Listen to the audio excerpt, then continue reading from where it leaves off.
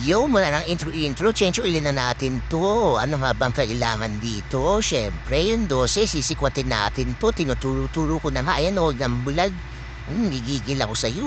Ito yung tool, why yan, why? O ganun tanong kung bakit, basta why yan. Mudo, kailangan mo din nito. Kasi yung langis, siyempre, paano ka magtitihil kung anong langis? So dito, kailangan mo din ng strain. O ayan, transparent container para makita mo kung gaano kadumi yung budhi mo. Ay, langis na isasalit na tatanggalin mo. O, tapos ang ikot yan, pakaliwa, huwag kang tanga ka. O, paikot, pakaliwa. O, tapos ipapass forward natin kasi ang tagal ko mag-ikot dyan. Tapos may nalaglag pa akong washer dyan. Eh, gigigil ako sa'yo. Nalaglag ko pa yung washer kung kailan natapon ko lahat ng langis. Diyos ko. Ay na, nasa ilalim yan. Galing, di ba? Di ko na nalaman nung susuli ko na yung washer.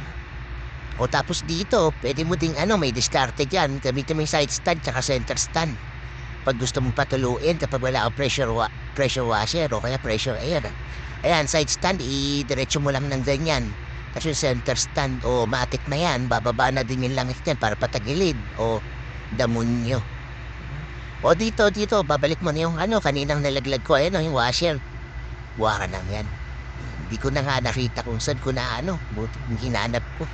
O yan, higpitan mo pa kanan naman ha. O yan yung langis natin, Voyager. Adnock yan, bago lang yan.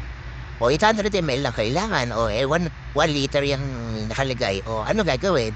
Siyempre ma-minus. Gigigil na naman ako sa iyo. Maganda yung langis. O gold. Gold, hindi bold ha. Ayan, tignan mo siyempre bago pa eh.